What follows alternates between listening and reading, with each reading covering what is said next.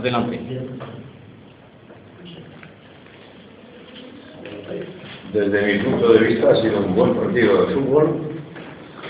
Ha habido una primera mitad quizá más de juego y de creatividad nuestra, de ocasiones de gol, y una segunda mitad más igualada, donde ambos equipos han puesto mucho fútbol para conseguir gol.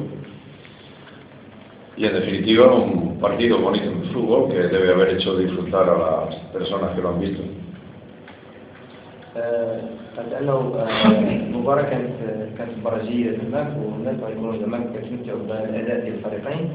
فالشوط الأول كان شوية الأداء ديال الوداد وكانت بزاف الفرص اللي ضيعوهم، وفي الشوط الثاني كانت بدات تسمع شوية ديال التحول ديال المغرب الثلاثي، وكان شوية تعادل في الإيقاع، أو الإيقاع كان بحال شوية ثاني كتكون مرة للوداد مرة المغرب الثلاثي.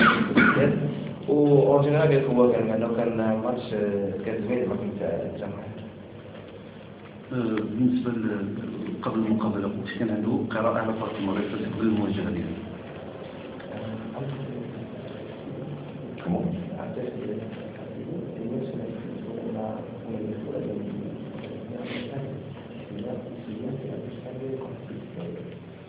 Claro, todos los profesionales estudiamos a los rivales bien.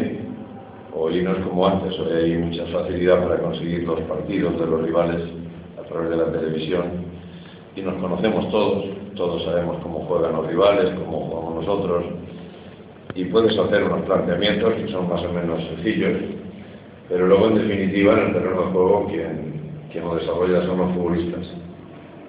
لأنه التكنولوجيا الدائمة كاع المختلفين اليوم أنهم كيضغطوا دائما الخصم قبل ما كيديروا أي مواجهة، وقال لك شوفين قال لك كيبقى دائما حنا هذيك المسائل على الورق كتكون كان